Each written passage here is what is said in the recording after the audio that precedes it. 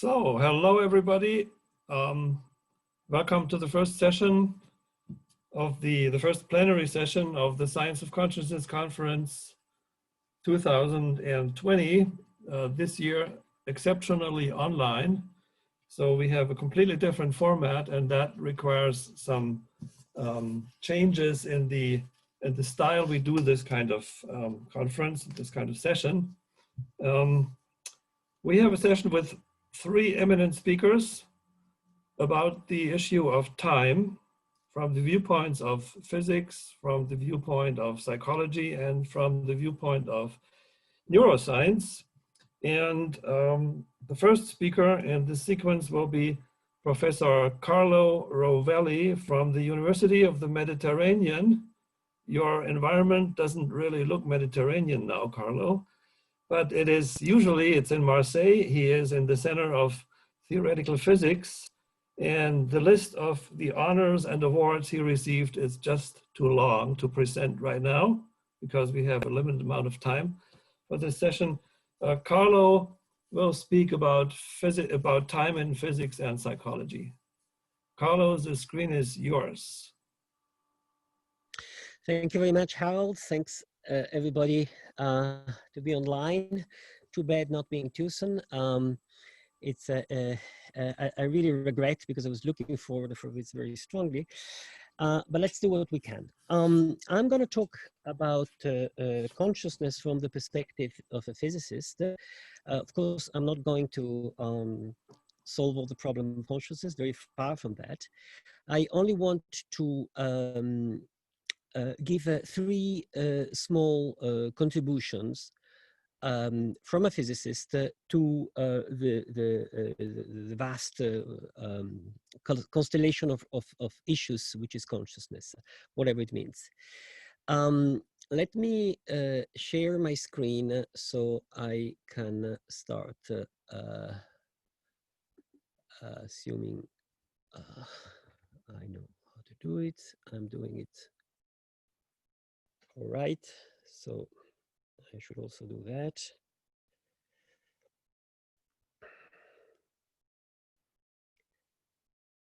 Just 1 second. It should come about. Yes, here we are.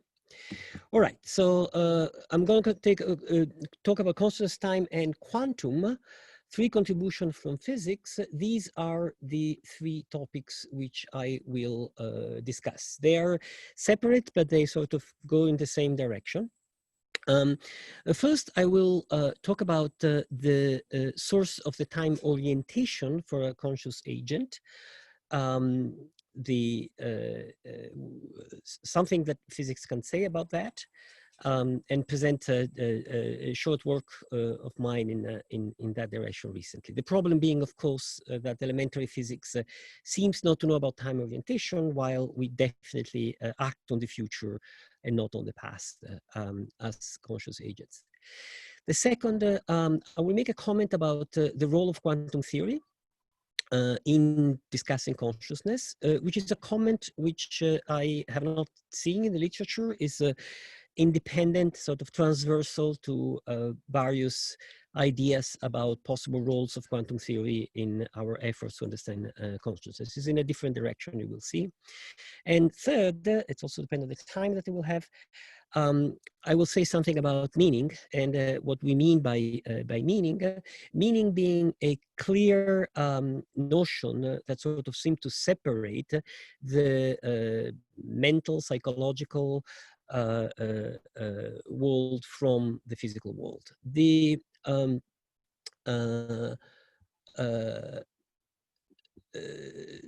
papers, are you seeing this? I don't see it anymore. I don't see the sharing. Do you see it? Is it is it on still? Okay, thanks. But I don't see what I'm showing. It did work well before. Sorry.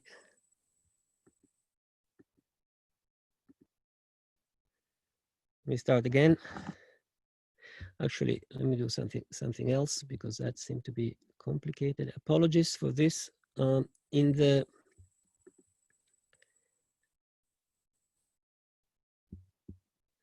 In trying before it worked perfectly.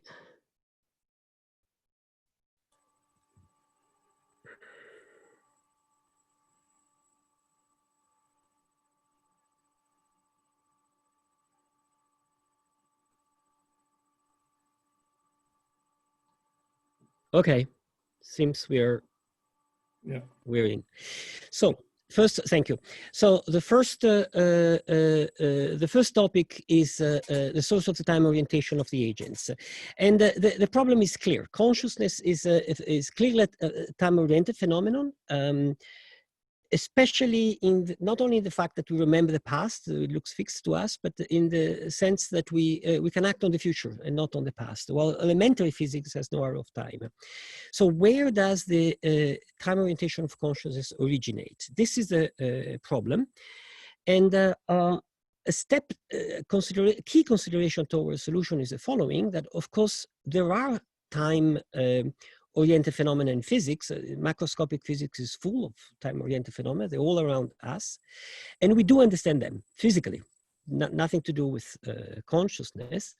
How do we understand that? There is a distinction between microphysics and macrophysics, which means that all the macroscopic phenomena that we observe, we perceive them, describe them in terms of a small number of macroscopic variables, behind which there are a huge number of microscopic variables, all the little molecules that move around very fast and we don't see individually. And it is in this sort of blurring of the details and only in this blurring of this detail that we recognize a distinction between forward moving and backward moving processes. So this is the first ingredient. And the second ingredient is, of course, a contingent fact that in terms of this macro-micro distinction, the entropy was low in the past. We have an entropy gradient. This is it's a fact of the universe in terms of the macroscopic description we give. In the past, the macroscopic state of the universe had, so to say, less microscopic configurations corresponding to it, which is what we mean by saying low entropy. So we do understand time orientation in physics very well, and because of the microscopic description. And so conscious agency, which is time-oriented, obviously, I would say, it's a macroscopic phenomenon because it is time-oriented, like all the macroscopic time-oriented phenomena that we see. But this is a key point. And I think even if it is a very old idea, it goes back to Spinoza, I would say, consciousness, we can only understand it by relating it to a large number of small scale phenomena that are behind what is conscious or prescribed or describable objectively or subjectively about consciousness. Now, this implies that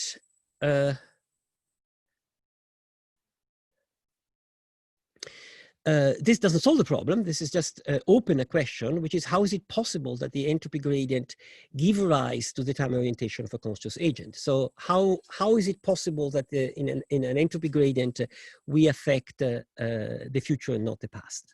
So in other words, there should be a story such that, given the second law of thermodynamics, it follows that the future is open. And that's a story which is a question that the physicist should answer, because it's a physics question. And this is how a physics answer to this question can come about. The opening of the future means that given the present, we have the idea of a single past and a plurality of possible futures that might depend on something. So we have a macroscopic description of the state of the universe that branches toward the future, not toward the past. Notice that this is not in contradiction with classical microphysics determinism, nor with classical, with quantum sort of elementary system time reversal invariance, because a single quantum history, it's correspond to a large number of microscopic, a single macroscopic history corresponds to a large number of microscopic histories, some of which can go one way, some of which can go in the other way. So there's an interval in which somehow the different microhistory diverge and give a different macro history. Now, let me give you a concrete picture of how this can happen. And once again, I seem to be fighting with this with the system here that doesn't seem to react. I'm sorry for this technical.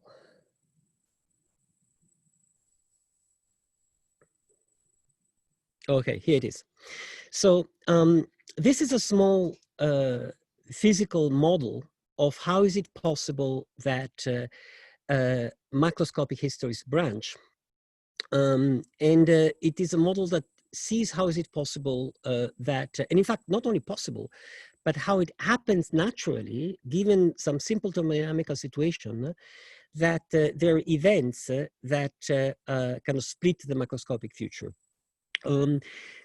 Take a box, this is a sort of picture there, with a lot of small little fast particles which have a high velocity and high energy on average, and which we don't describe individually. That's the point. We have we have the average energy of them, which means a certain temperature, and then suppose we have some penduli hanging on the ceiling there, which interact only very weakly with this particle, only occasionally, and that interact among themselves weakly also, and that to start with are at rest or have a small energy, average energy compared to the high average energy of the particles. So this is a system with a smaller temperature.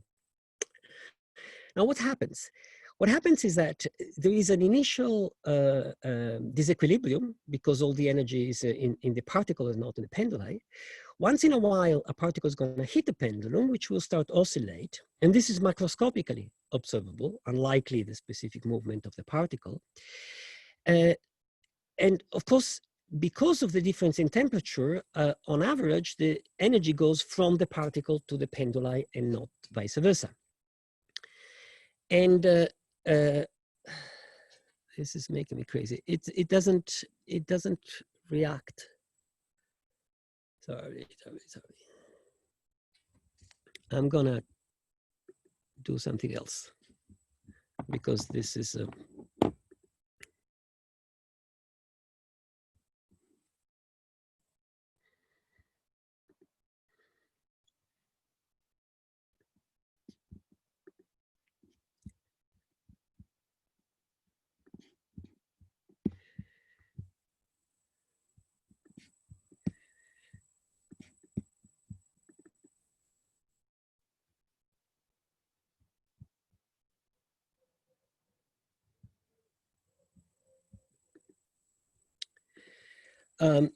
do you see the screen now? Can you give me, good. Okay, so now I control the thing.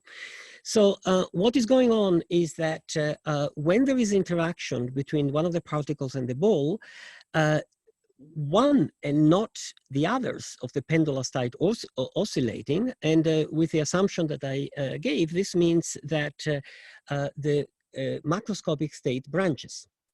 And notice that this event in which there is a branching creates information, because now we have 1 over n possible macroscopic alternatives which is realized. Where this is information coming from? Well, of course, when energy goes from the particle to the penduli, there is a heat transfer, there's an energy transfer from a hot to a cold system, so there's a entropy that grows. So there's negative entropy consumed, which means that the information comes from the negative entropy of the initial low entropy state. And by using this in the little mathematics, which I'm not going through, one can in fact bound the amount of information, and in particular the number of possible states of the, so let me say, of the choice, in terms of purely thermodynamical parameter, the temperature, the heat capacity, and the thermalization times of the system I have described.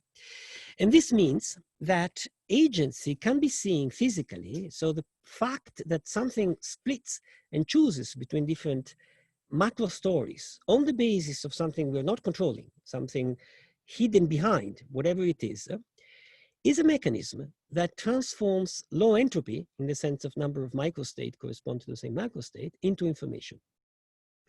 And this is a mechanism for generating macroscopic information. Out of what? Out of the initial low entropy. And I think this can be taken as this is a wild speculation.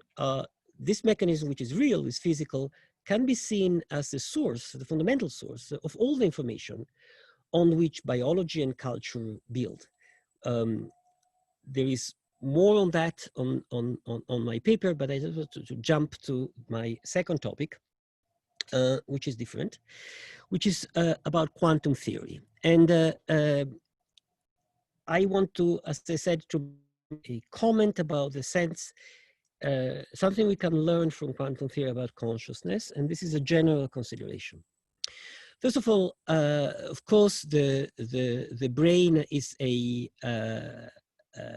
a quantum system because all systems are quantum.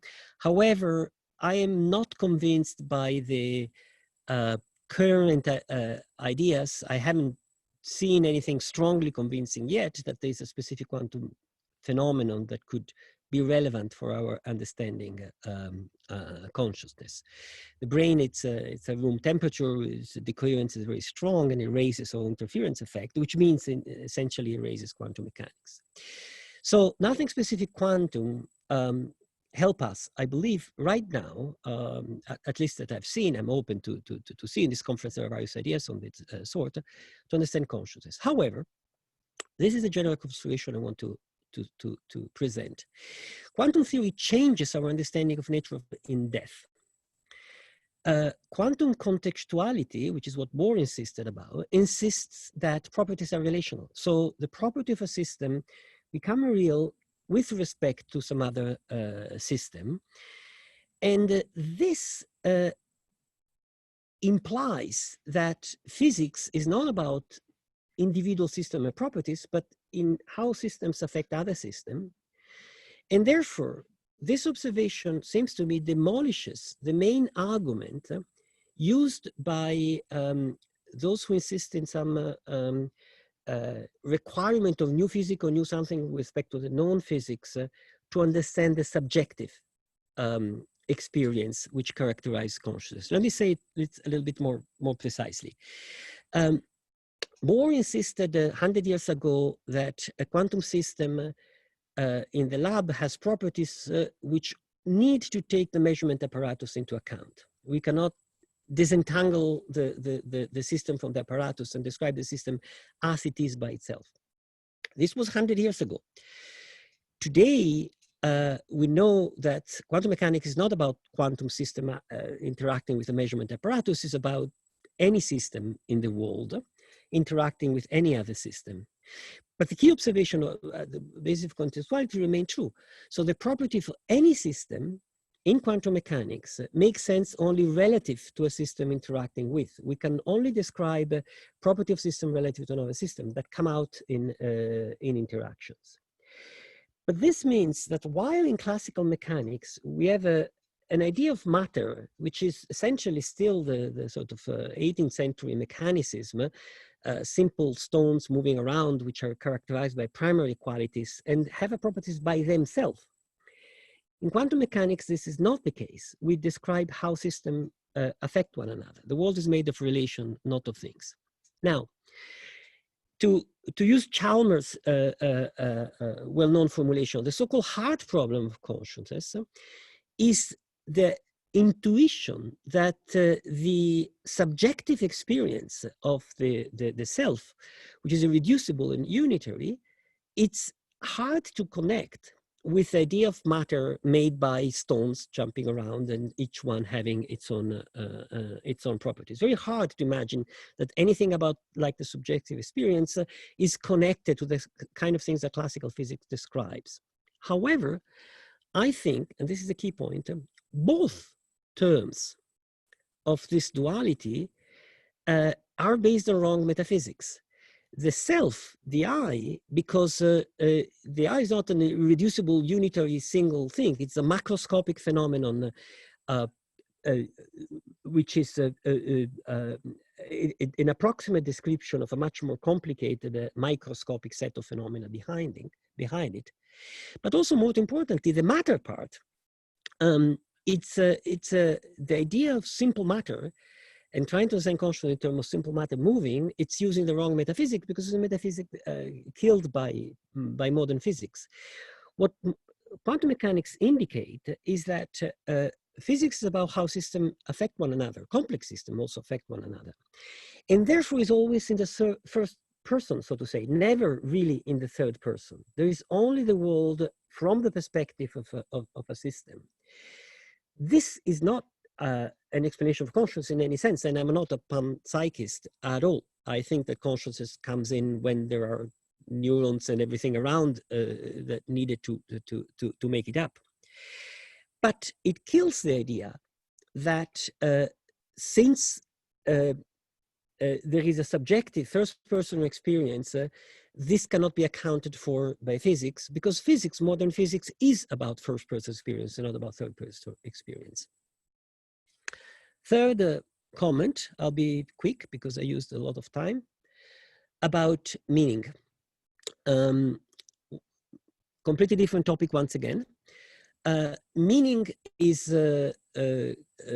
definitely something that characterizes mental activity, characterizes the universe of our mind, so to say.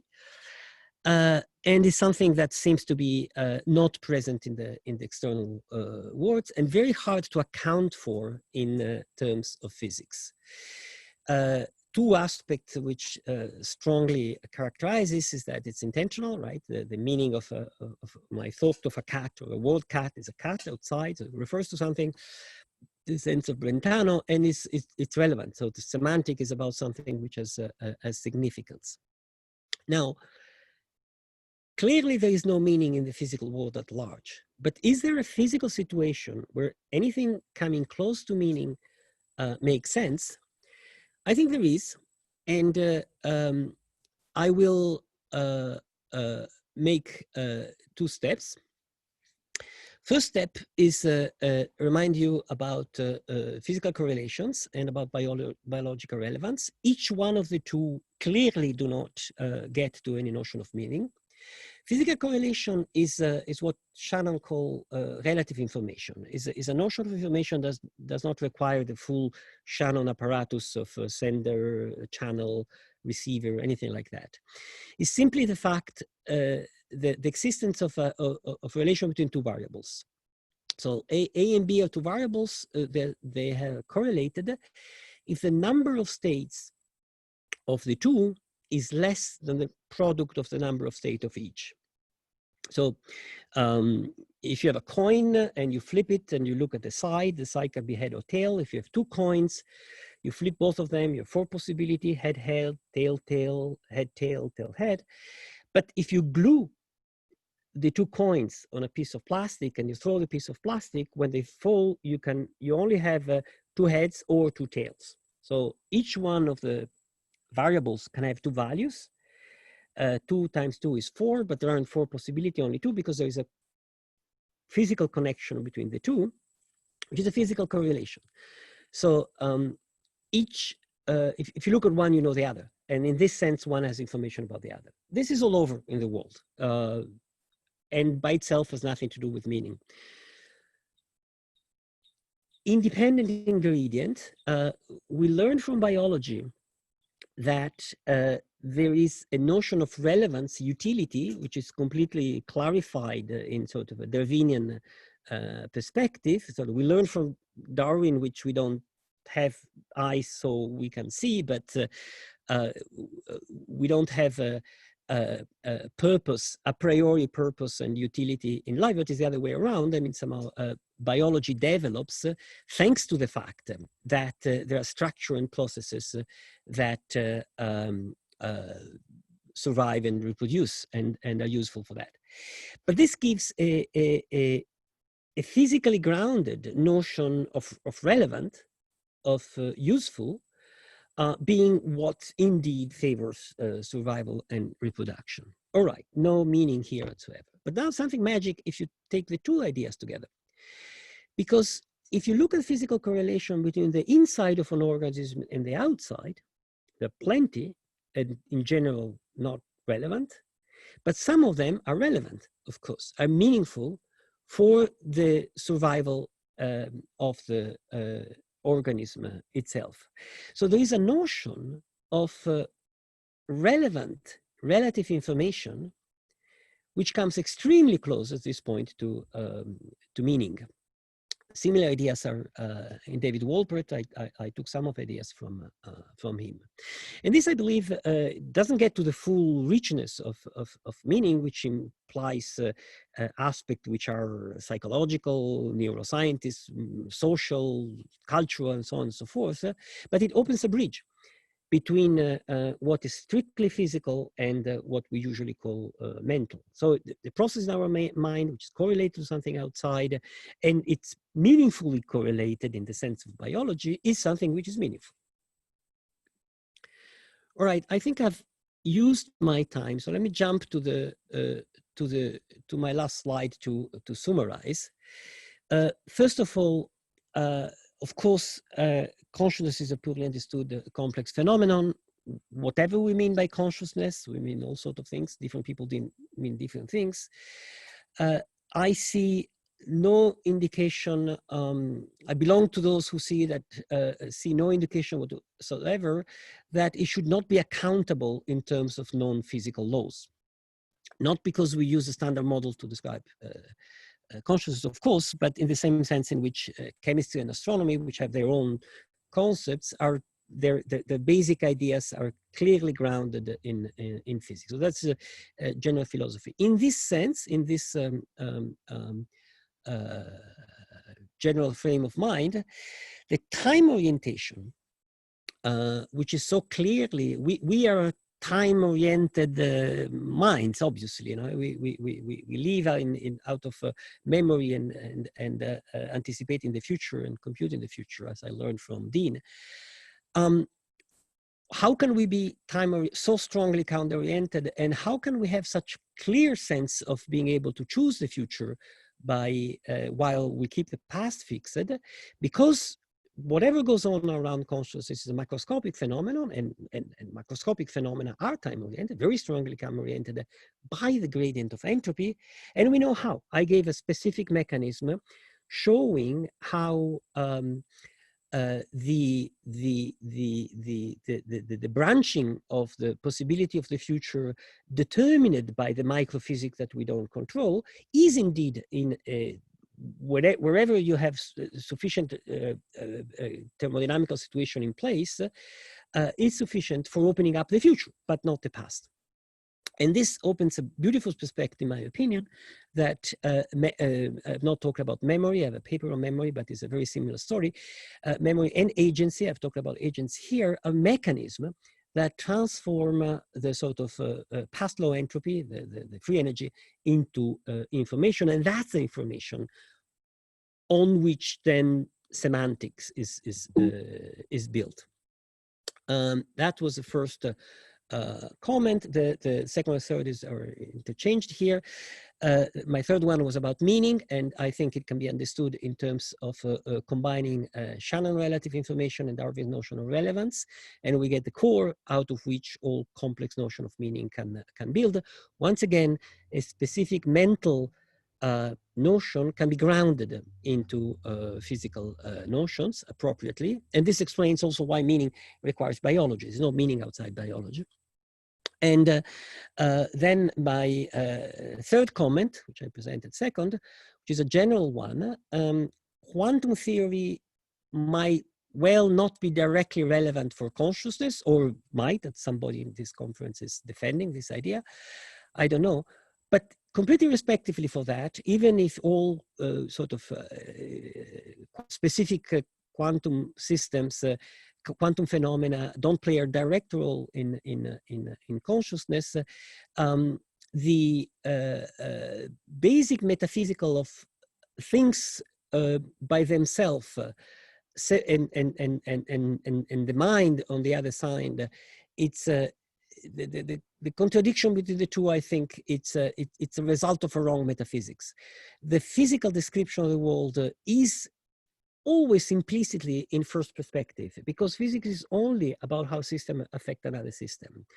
So the way the brain it's affected by the outside is just one particular case, of course, very complicated and rich, of the general way in which systems affect one another. So the last point is this. I think that the world must be understood as a network of interacting parts and the way affected one another. And the brain mind is a particular case, which of course we haven't, we're understanding only very poorly so far, of the general form in which physics describe phenomena. And I'll stop here. I think I've used all my time.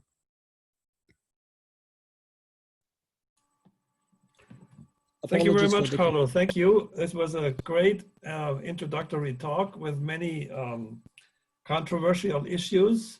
And what I'm seeing right now is that, let's see, Sylvie is not yet with us, and she also didn't respond to my earlier queries. So I think the best way to proceed would be, although I have 2 or 3 questions here right now, the best way to proceed would be to give the screen to Dean now, and then we wait. If Sylvie comes in, then it's okay, and if not, then we have a huge amount of time to discuss. Okay with you? Good. Perfect. And show presenter view. Okay, let me just check. So can somebody give me a thumbs up if they can see my slides and hear me? Yes, Johan. Thank you, Carlo. Okay, so I want to thank, let me just figure out one more thing here. Oops, no, let me not do that.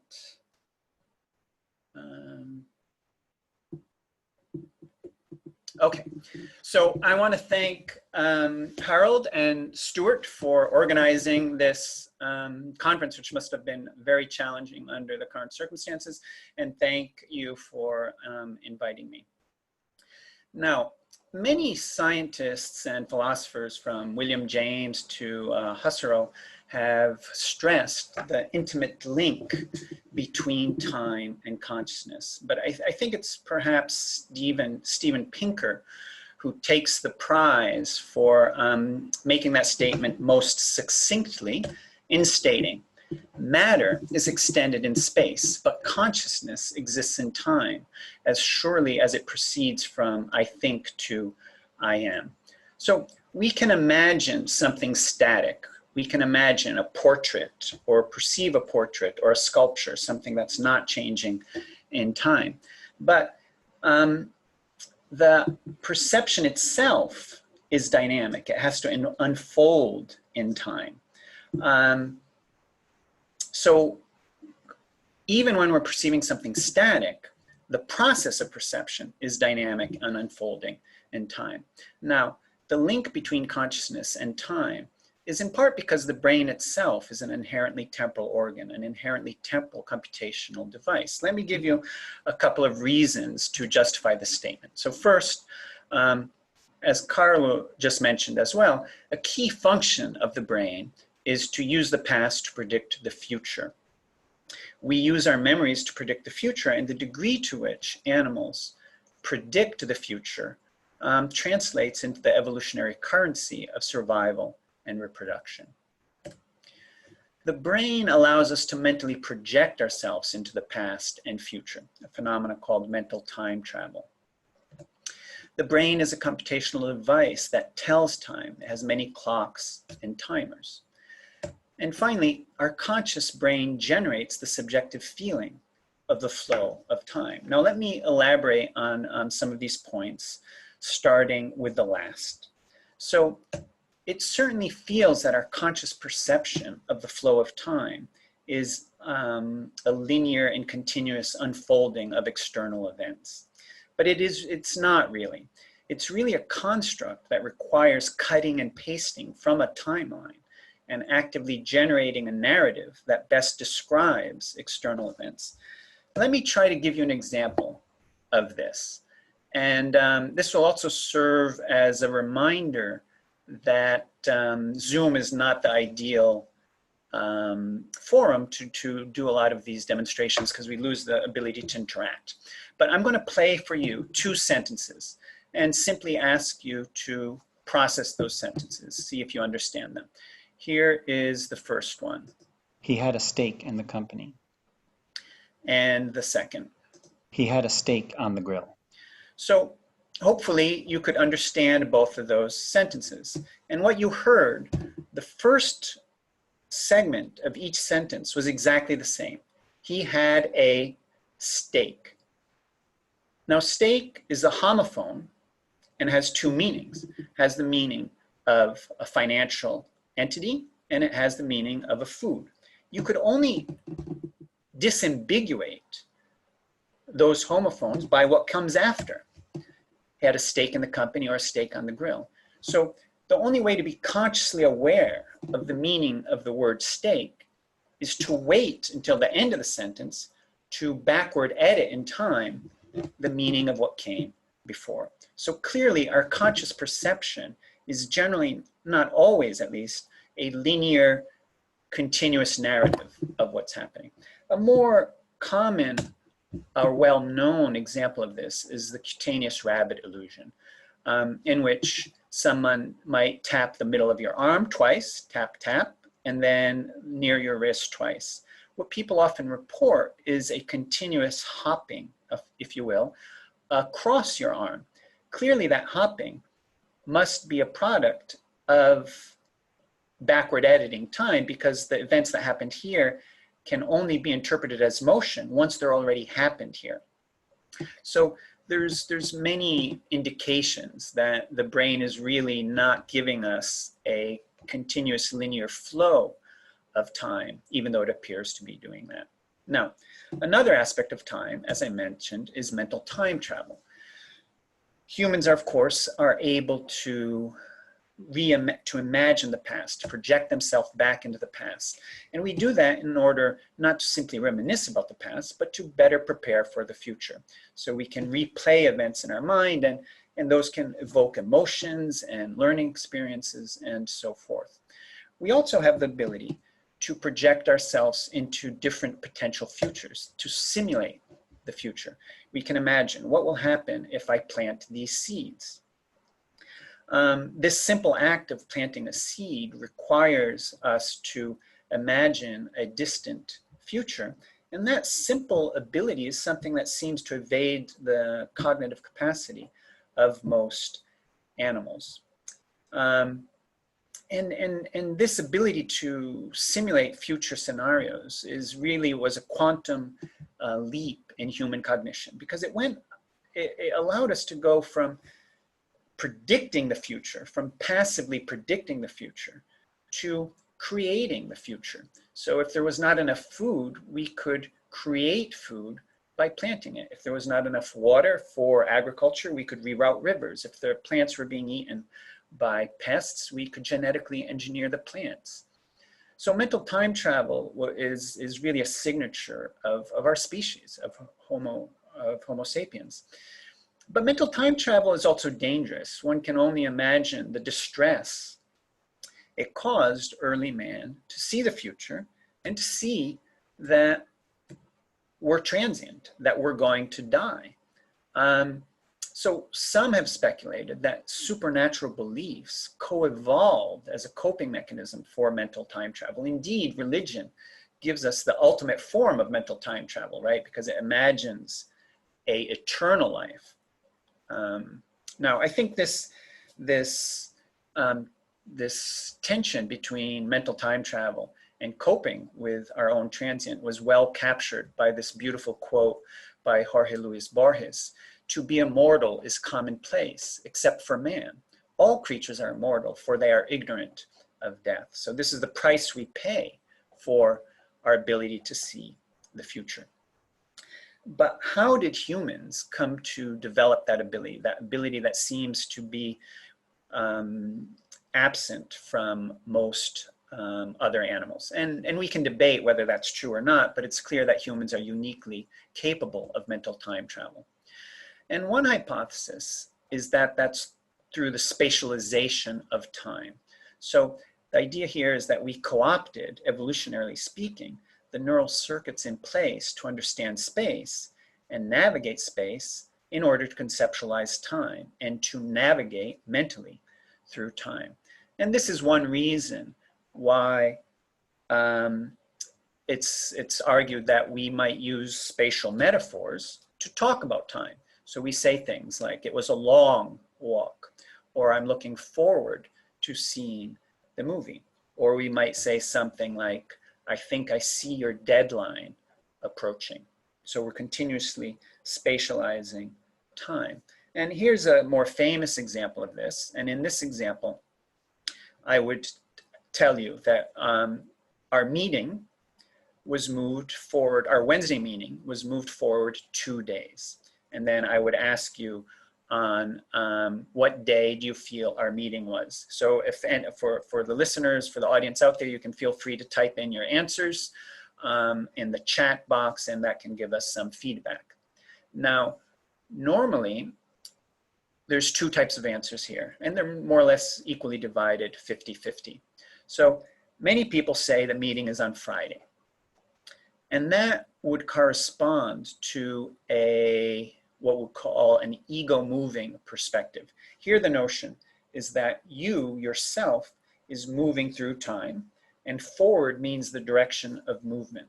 So if the meeting was on Wednesday, it would go forward to Friday. Some people answer Monday.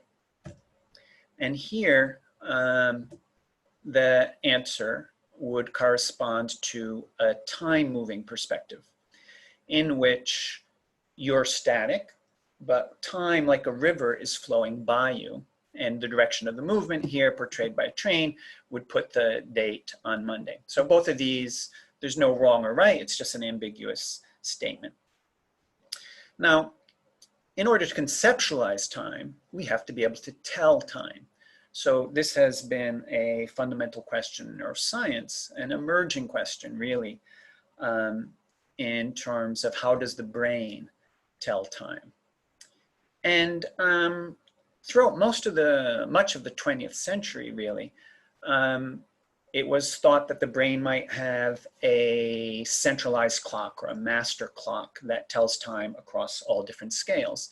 And this is sort of akin or reminiscent of an old phrenological notion, in which it was thought that there might be a specific part of your brain that's responsible for timing in all its different flavors, from marking the passage of time, judging duration, from remembering dates, keeping time in music and dancing, and punctuality.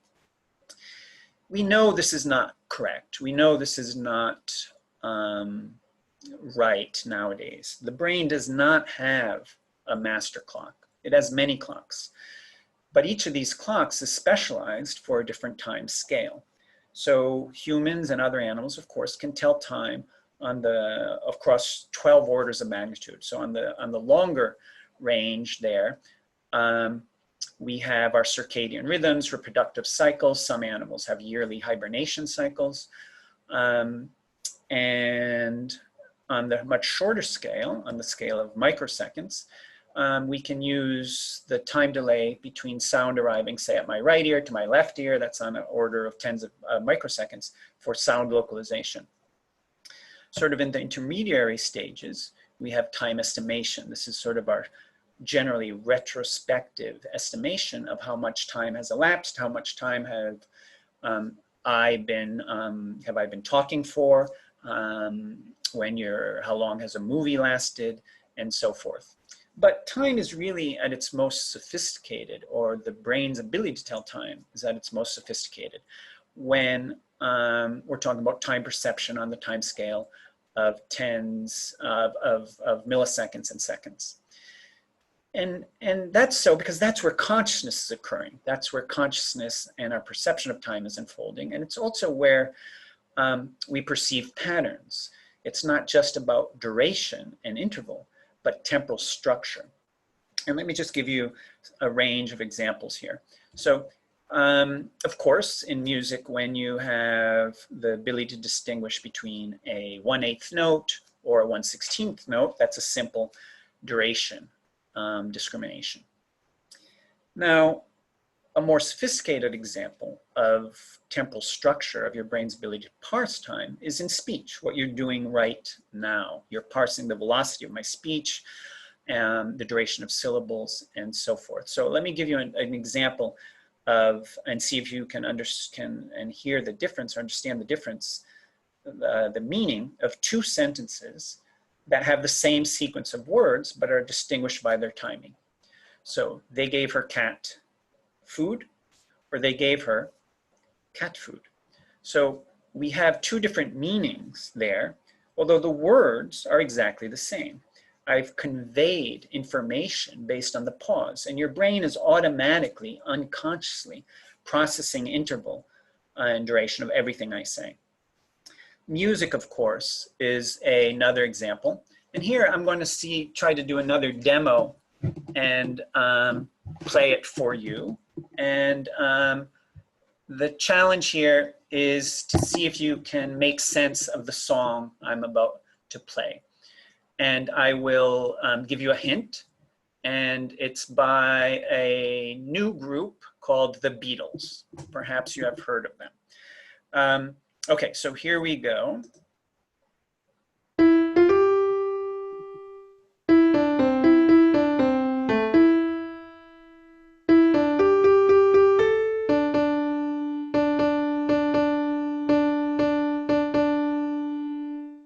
Okay, that tip I give you about it being from the Beatles generally doesn't help my undergraduate students very well for some reason. But if you think if that reminded you of something, you can type it into the chat as well. But what that was is a hybrid song. It was a mixture of space and time. It was the notes of Yellow Submarine, and each of those notes was transformed according to the timing of yesterday. So this is to make the obvious point that without time and temporal structure, many of our natural cognitive functions would not exist, and music is simply one of the most robust of those. Now, okay, so how does the brain tell time? How do you build timers using neurons? So here it's useful to focus on the distinction between the clocks in the brain and the clocks made by the brain, that is, man-made clocks. And human beings, since the dawn of humankind, of human civilization, have been attempting to develop more and more sophisticated clocks. And today we have atomic clocks, which are the most accurate measuring devices we have ever made. Now, clocks generally have they can be quite complicated, of course, but they have a very simple conceptual underpinning. So whether it's a pendulum clock, a quartz watch, or an atomic clock, they rely on a very simple concept, which is just counting the vibrations, the cycles of an oscillator. So it's an oscillator counter mechanism. Now, so it's reasonable to ask, well, does the brain tell time in a similar way? And the answer is no, it doesn't. So on the scale of seconds, it's worth asking for a moment, well, how can you tell time with neurons?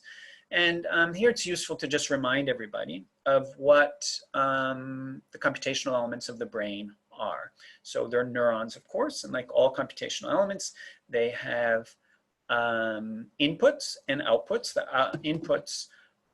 outputs are the axons, and they contact the dendrites, the inputs of other neurons, through the synapses, which are the communication elements where information is passed from one to the other.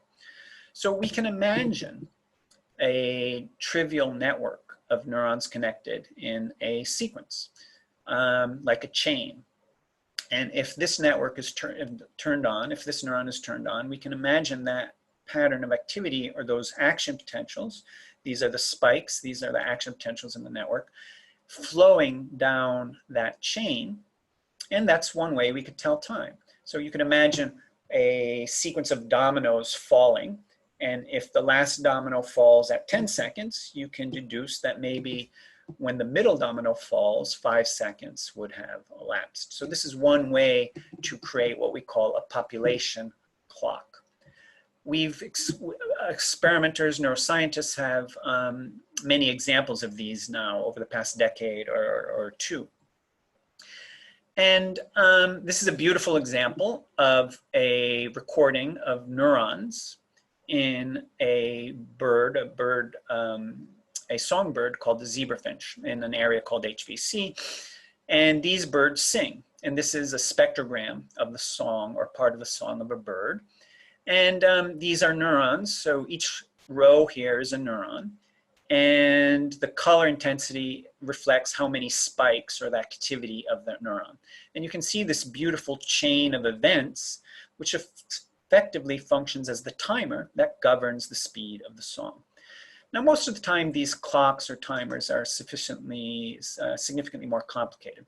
This is a recording of 100 neurons in the brain of a mouse that was trained to do a simple task in which it's learned that after an odor comes on, 2.5 seconds later, it will receive a reward. And most animals, in response to this, will lick in anticipation or prepare for the arrival of that reward. And this is the activity in the brain, in this area called the orbitofrontal cortex. Again, each row here is a neuron, and this is the number of spikes, or the firing rate, happening at each point in time. And we can tell time here, because if these neurons are firing at their maximum, we know that the odor has just started. If these neurons are firing at their maximum, we know the reward is about to arrive. So this is the concept in which the dynamics of the brain is used to tell time. And we can simulate these population clocks in computers. And a simulation might look like this. We simulate a recurrent neural network in which all these units are connected to each other in some fashion, in which the weights sort of refer to the ability of one neuron to influence the other. And in this simulation, all those neurons are connected to two output neurons, or two motor neurons, that can be thought of as a pointer that will go around this clock here. So if I start the simulation, all these neurons are silent. There's just sort of fluctuating in the background. But then when we give an input right there, we start a pattern of activity, a neural trajectory, which can drive these two output neurons in a way that captures what we would normally think of as a timer or a clock until the system settles down. So this is just to give you an intuition that you don't need an oscillator and a counter, or a pacemaker and an accumulator to tell time, but you can tell time with dynamics, in this case, with the dynamics of a neural network. And that seems to be the primary way in which the brain tells time on this scale. Now, of course, our sense of time is subjective. These internal clocks are measuring subjective time, which correlates with objective time, but is subject to many distortions and illusions. That's why we say something like, time flies when you're having fun, or a watched pot never boils. And we can quantify these distortions of time, these subjective conscious distortions of time, with many different laboratory experiments. So one of those is called chronostasis, in which I'll show you a little movie in which we see the duration of each little circle here, and you'll hear it as well.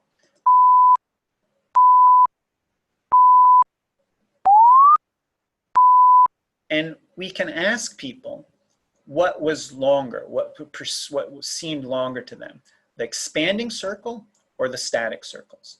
And when we quantify this, we find that people generally perceive the expanding circle to have lasted longer. In that case, all the stimuli were 500 milliseconds, by the way.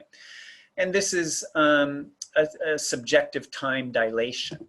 And often, although it's 500 milliseconds, it might be dilated by 50 milliseconds, so maybe 10%. So you have these subjective durations or expansions or contractions of time, depending on context and mental state. More extreme examples of that are, of course, what people might be familiar with anecdotally, in that in life-threatening situations, people sometimes report time to have slowed down dramatically, or their life to have flashed before their eyes in a few seconds. This is an account of a race car driver who was in a serious accident where there's car rolled over and flipped through the air.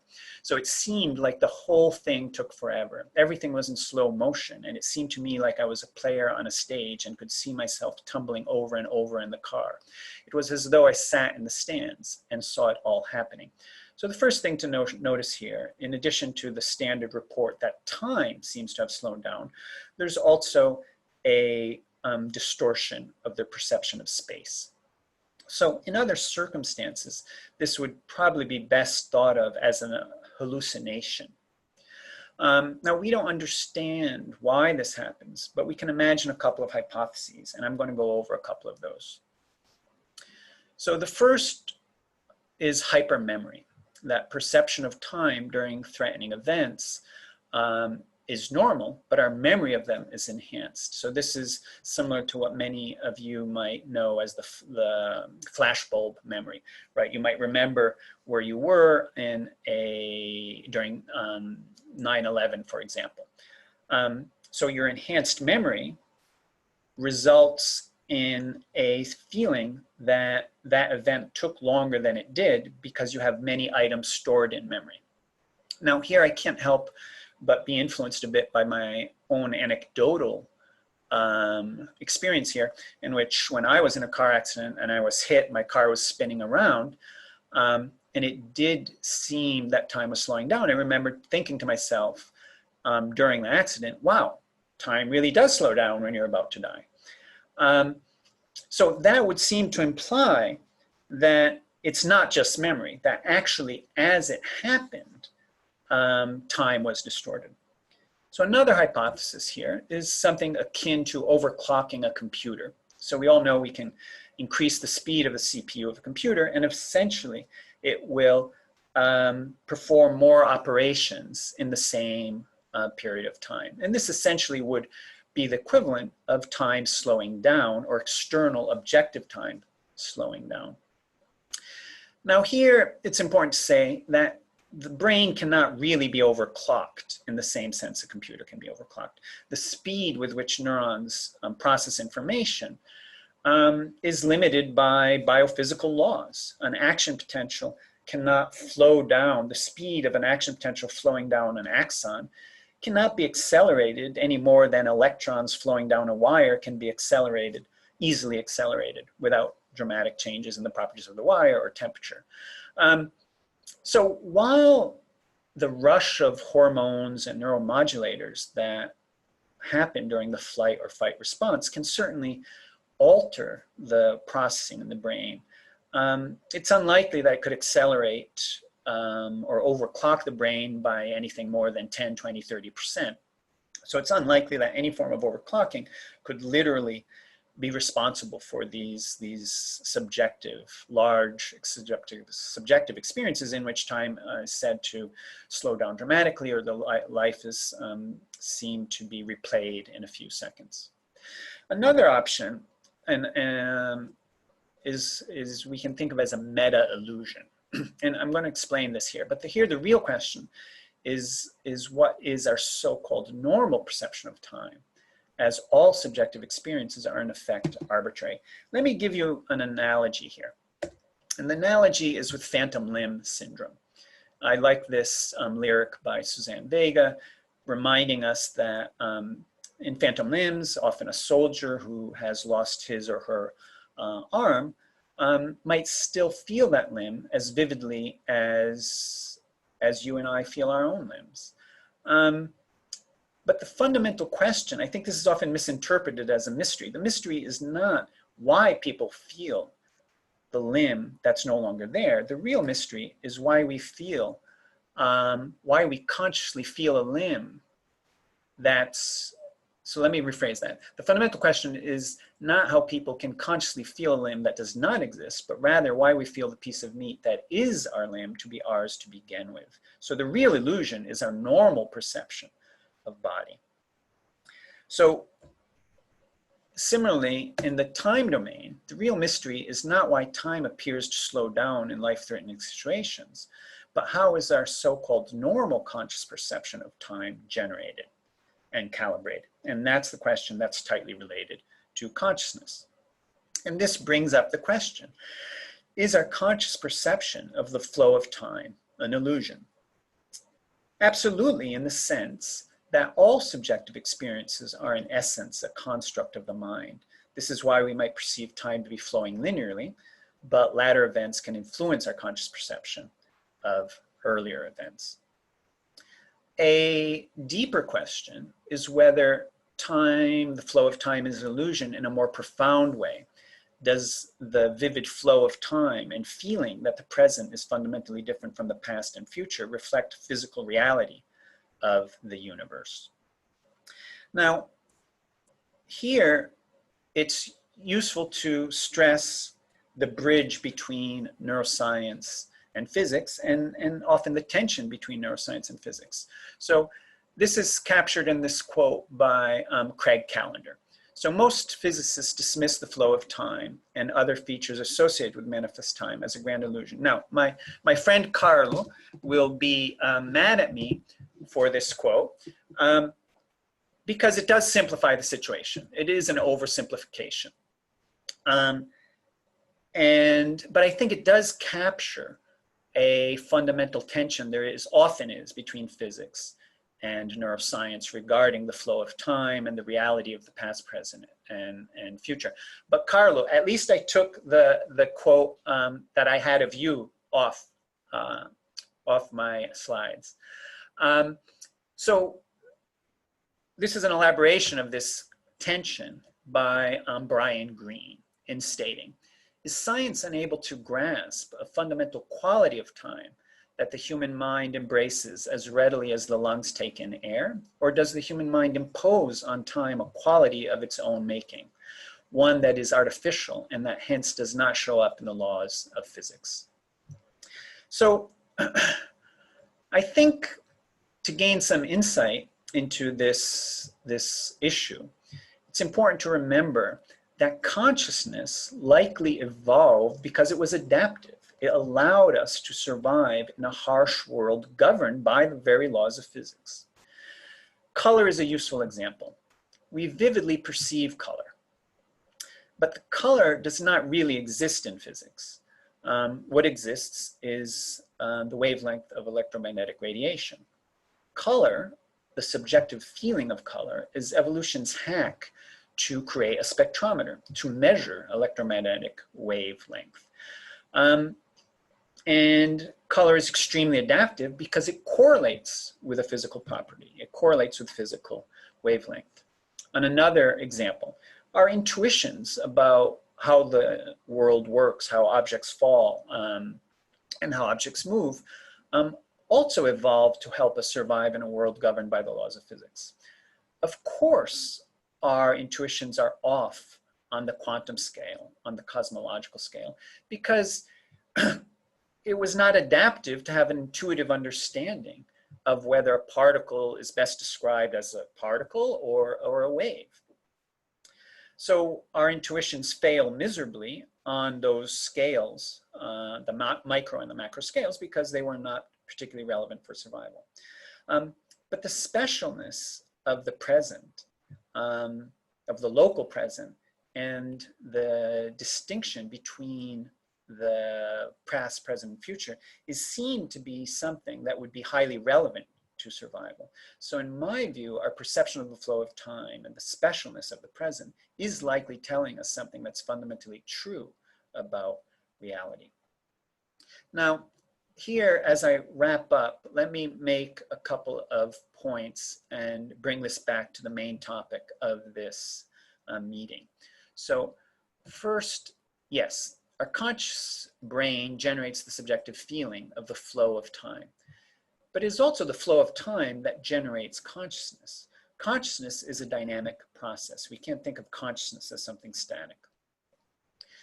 2, our conscious perception of the flow of time seems to reflect a linear flow of external events, but it is not, because we know that it can be backward edited in time. Ultimately, we won't be able to understand consciousness or our subjective experience of the flow of time in isolation, because they are inextricably linked. Neuroscience needs a rigorous program to study consciousness, but we must be aware of the pitfalls caused by the recursive nature of this task. The brain is attempting to understand itself, but the brain clearly did not evolve to perform this task, and has many illusions. The brain has many illusions and biases. I think it's fair to say that one of its biases is to attribute things that it does not understand to supernatural causes or fundamental properties of physics, as many scientists did, for example, with spontaneous generation and the mystery of life. So theories that explain away the hard problem of consciousness as a fundamental feature of physics, such as the panpsychist theories, I think, in my opinion, reflect more a symptom of how the brain works more than a rigorous theory of how the brain works. This is not to say that we're not up to the task, but that we have to be very grounded in the fact that as the brain generates theories of how the brain works, that the brain's inherent limitations and biases color those theories. So I'd like to thank everybody, and again, the organizers. Thank you.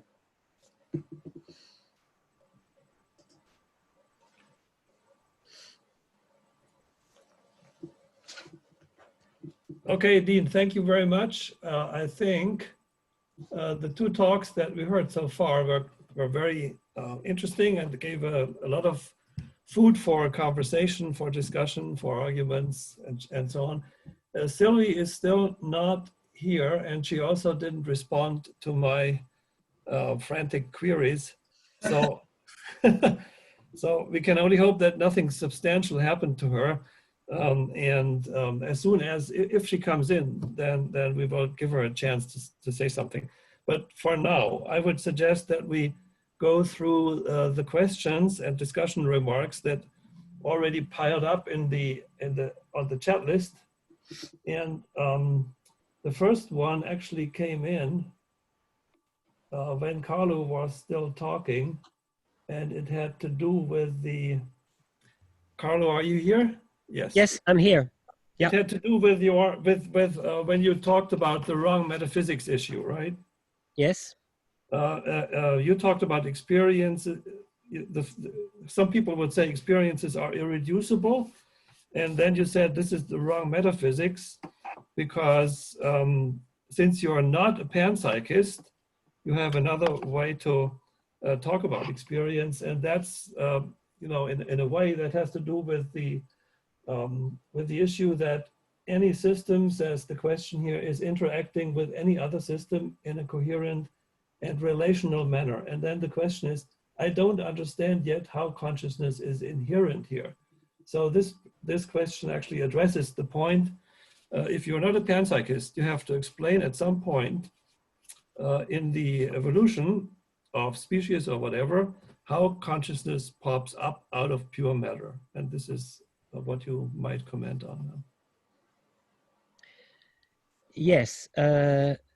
First of all, yes, I've found the question in the chat.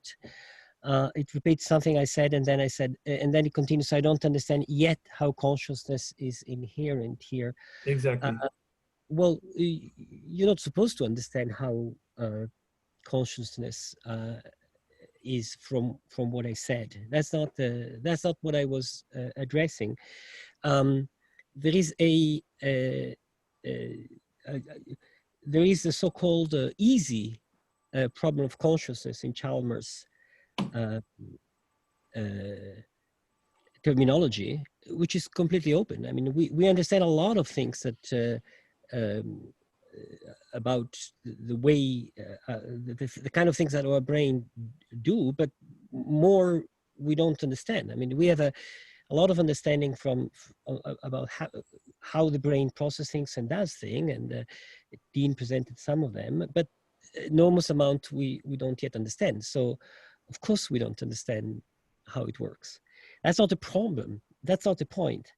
The point is whether we see a priori some impossibility, whether we see something different between the problem of understanding thunderstorms, which is still open. We don't understand exactly how a thunderstorm works, and the problem of understanding the brain and how our mental phenomena happens. Now, that's what I'm addressing. Is it a different kind of problem, or is the same kind of? I want to say it's the same kind of problems. If the question is, I understand it how it's produced by simple matter, well, that's exactly what I was addressing. You shouldn't think that it's produced by simple matter, because I think it's a relational aspect of the universe which is going to help us to understand it. I'm not giving a solution. I'm just saying that the both terms of this irreducible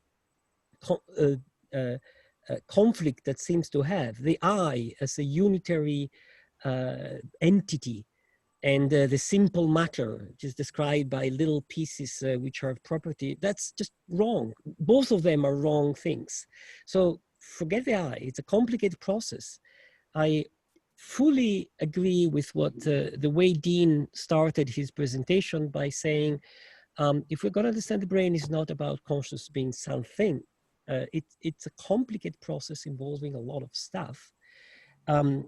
So this simple individual thing, the consciousness right now, is a non-existing thing. It's just a name for a complexity. And on the other hand, matter is far more complicated than simple matter. Then what? Well, then there is a problem of understanding how the brain works. And there's plenty of people working on that. And we are seeing step by step this being built. Okay, thank you. One other question that came in right after that was from Stuart, also for Carlo, and then I turn to other questions for you, Dean.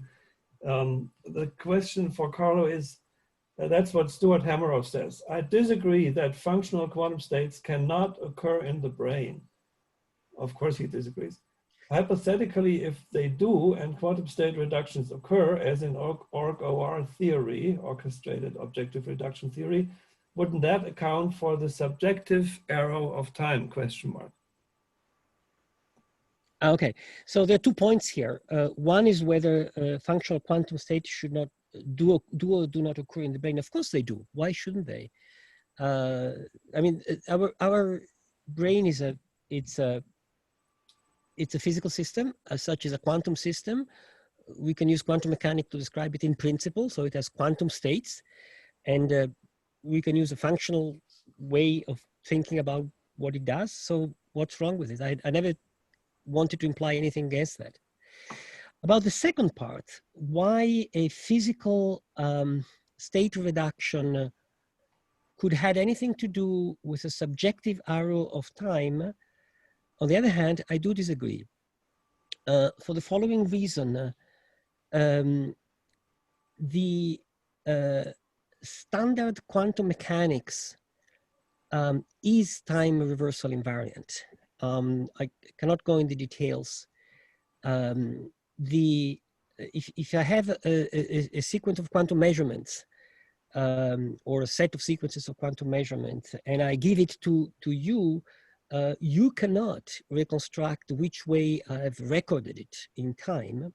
So there's exactly the same time reversal invariant as classical mechanics, up to exactly the same issue that breaks time reversal invariance in classical mechanics, named entropy. When in a laboratory, there's a pre-measurement and then the coherence, and then you lose in the environment the information about the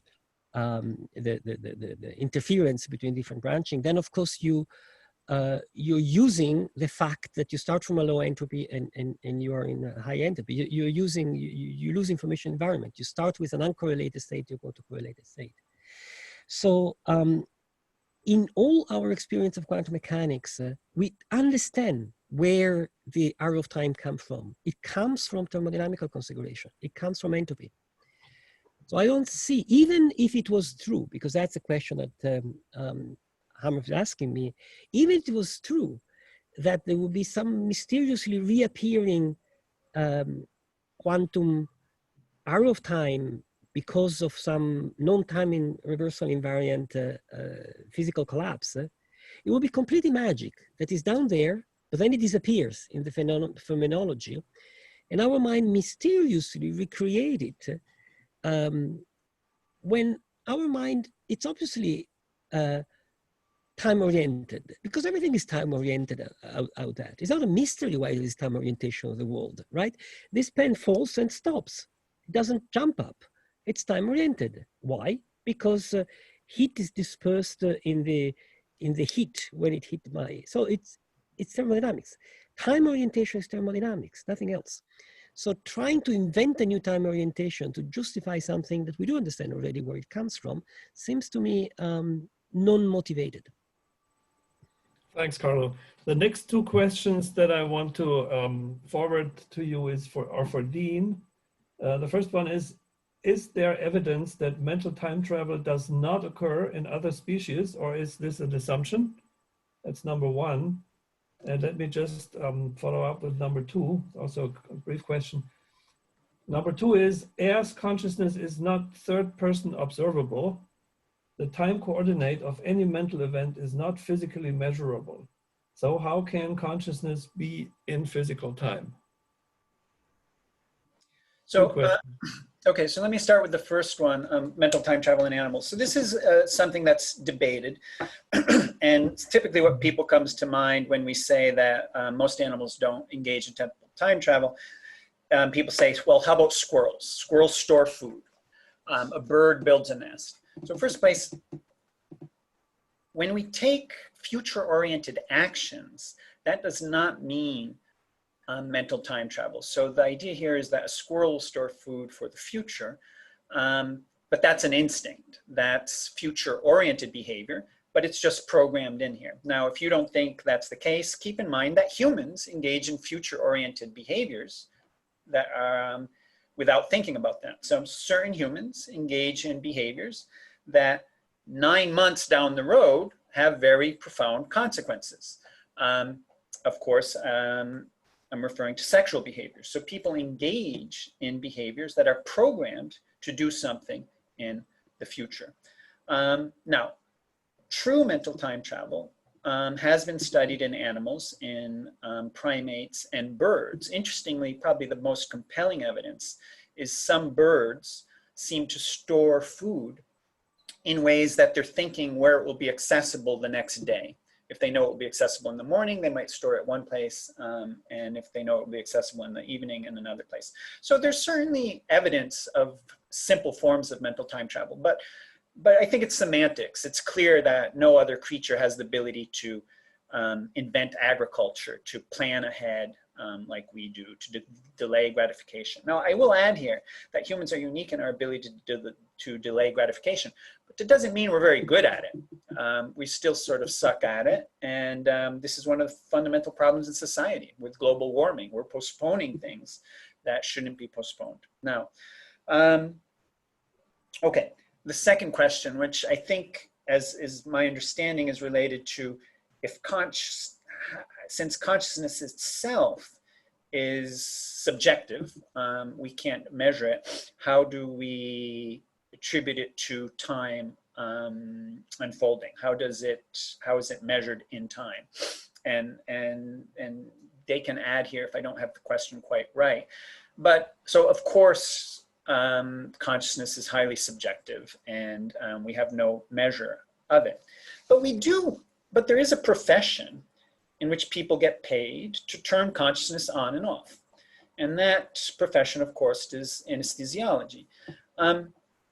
And while they don't have a purely perfect measure of consciousness. They have something that all of us accept as reasonably good because we're assuming that it works when we undergo surgery.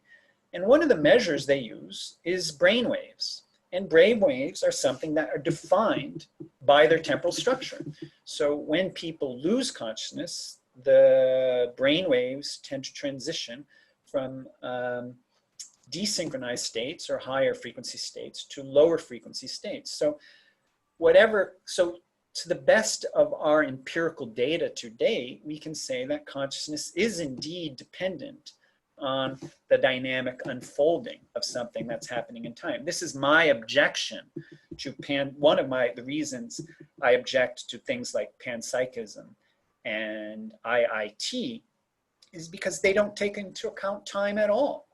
They're static models. So, and I think that that's enough to ignore those theories off the bat, because any model of consciousness that doesn't take into time, in my view, is not an adequate theory of consciousness. Thank you very much. The next question I've got here is for Carlo again. Carlo, can you imagine a scenario in which consciousness is fundamentally necessary for physics to operate as currently given? So in some sense, consciousness as something that is in some way primordial to physics. Can you imagine such a scenario? No.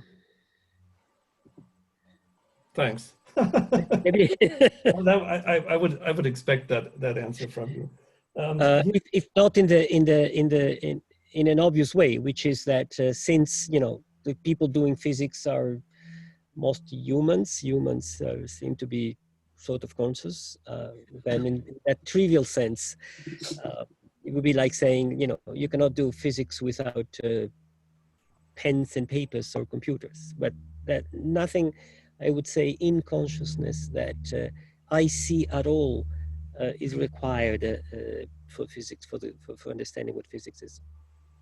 And here is a related question also for you.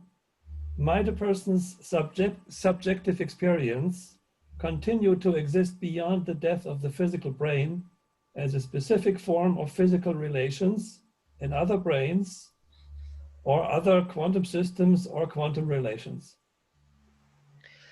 I would say no, and it seems completely implausible to me. And this is related to panpsychism, and I agree with what Dean said. I mean, I talked about the relational aspect suggested by quantum mechanics can help us to understand the world, but this is nothing to do with the fact that whatever is this thing we call consciousness, it's very much related to the complexity of the specific things that happen in our body, in our brain, in our chemistry, in our neurons, and it's a process. I couldn't agree more with Dean that unless we understand it as a process in time, we're not understanding it. Which means that once you take away the neurons, you take away the brain, you take away the blood that goes around, and you just don't have it anymore. The argument that something like that should be universal in order to understand it seems to me something like saying that bicycles are made by atoms, nothing else. Therefore, atoms should have something bicyclist about themselves. No, atoms don't do nothing about bicycles. Bicycle is an organization, a specific organization of atoms that make a bicycle. So our brain is a very specific organization of relation, but extremely specific, that does a very complicated thing, and that's the thing we call our mind, we call consciousness. There's vaguely defined notions. I insist that the idea that consciousness is something clear, it's just wrong, in my opinion. Thank you. And then there is a another question about afterlife, which is this time directed to Dean. Dean, the question is, you stated really strongly that religion was developed purely to cope with death through an afterlife. If this is true, then religions would universally have an afterlife. This is not the case, he says. Ancient Egypt, for instance, developed an afterlife for only the pharaoh and eventually opened it up to others. The Sadducees, I don't know what that is, the Sadducees have a theistic belief in God, yet no afterlife. Could you comment on this question or statement? Absolutely, I'll do my best. But if it's okay, I'd like to just make a comment related to Carlo's previous yes, please, question. of course. Yeah.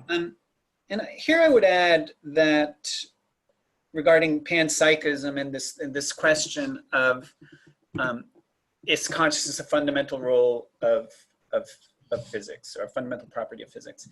And I think it's important to remember here that the study of consciousness is the mother of all recursion problems, right?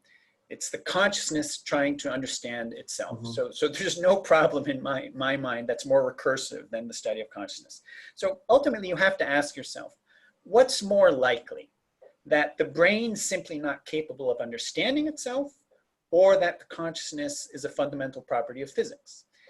To me, when people suggest that, and I'd be interested in hearing Carlos's opinion here, to me it seems that that would be inconsistent with the physics. As I understand it, the physics has no place for the properties of quarks to have another property, for to have something positive and negative, to have spin, and now to have consciousness. So to me, and maybe I should give Carlo a moment to reply to this before I go to the afterlife question.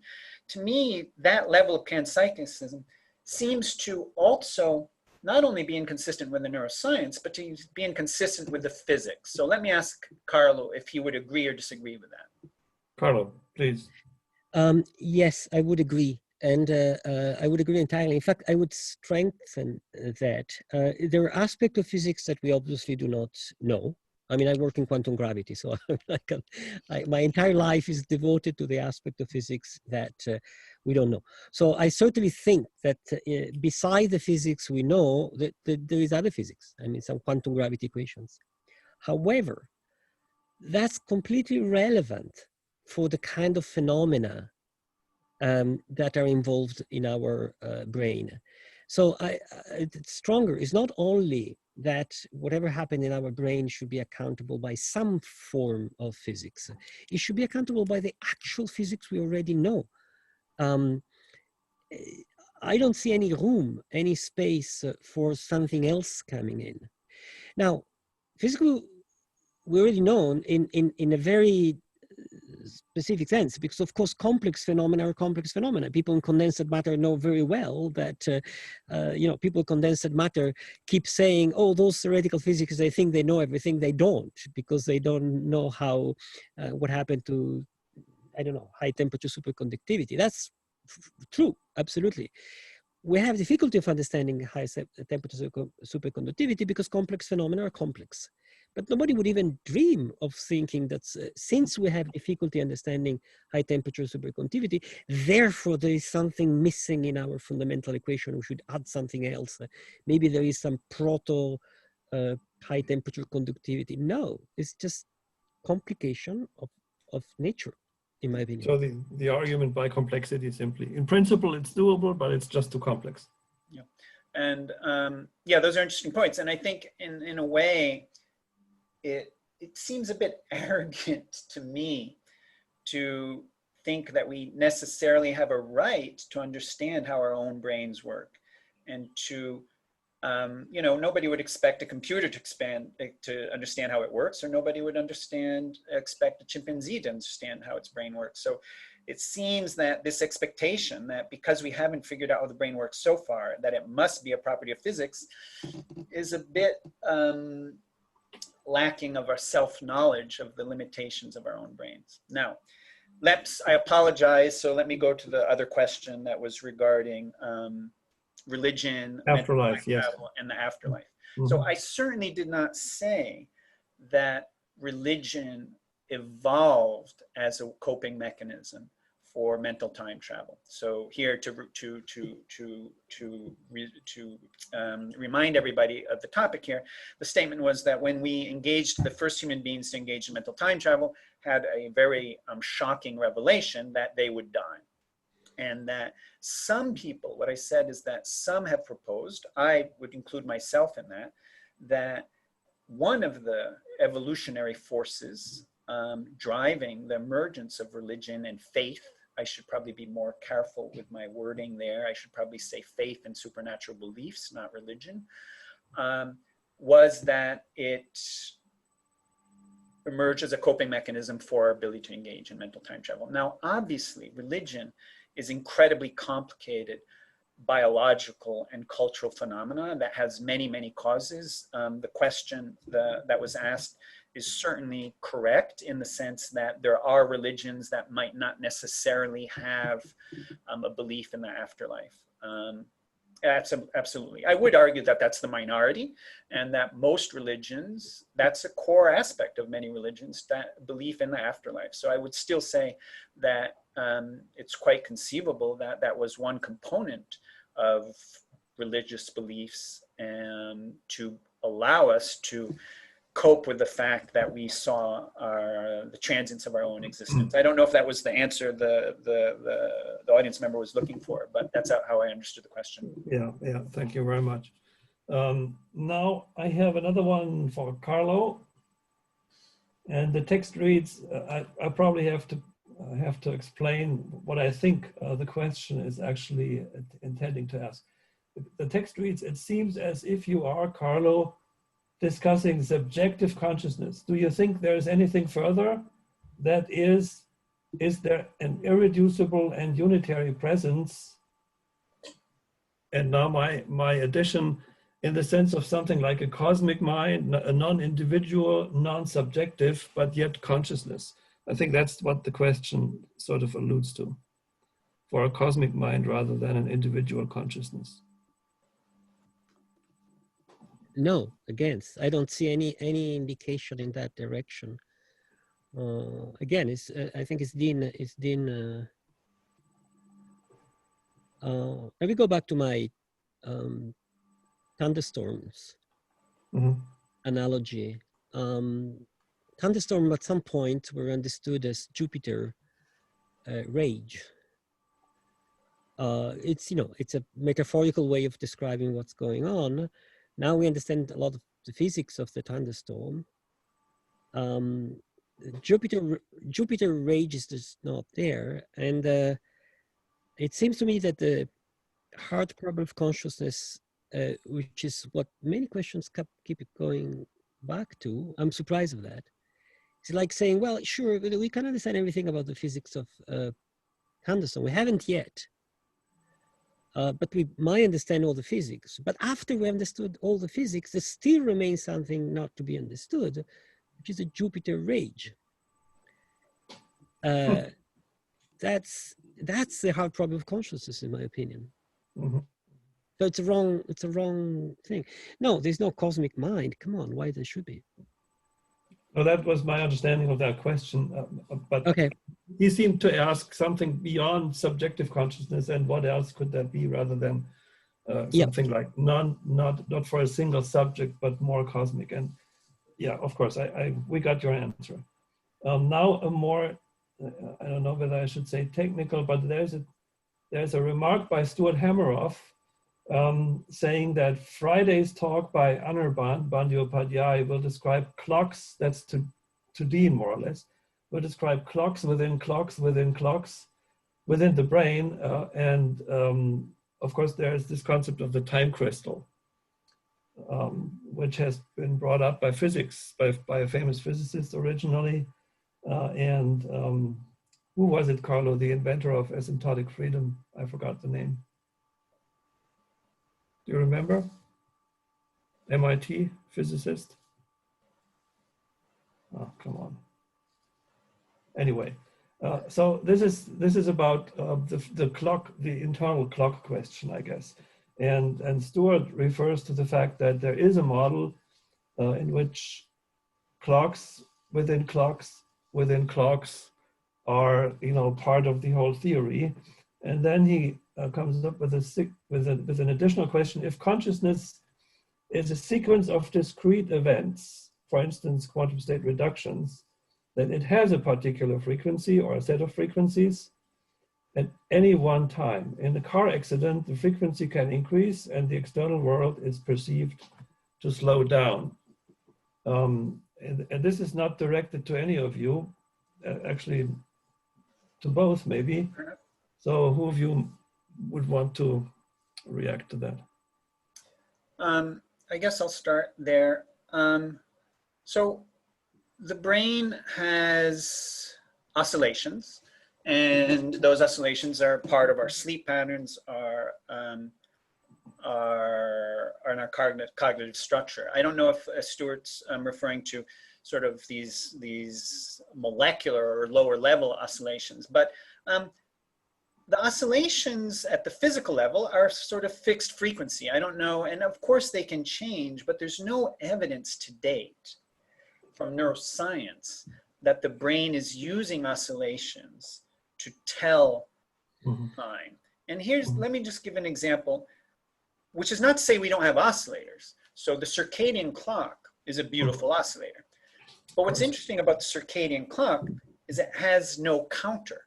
So the circadian clock tells you the time of day, but it has no idea of how many days have elapsed. So we have many clocks, our clocks that tell us, or many oscillators that tell us to do our walking and our breathing. But those oscillators don't have any way of knowing how many times they oscillated. So to use an oscillator to tell time, you need to count those. And that's what the gears of a pendulum clock do. That's what the digital circuits of a quartz watch do. And that's what the frequency combs of an atomic clock do. So I don't mean to say that oscillators don't contribute to brain function. And I'm sorry if that sounded that way, but to date, there's no real evidence that oscillators coupled with a counting mechanism, what I would refer to as supra-period timing. So you have the period, you have the cycle, and you're counting those is critical for timing.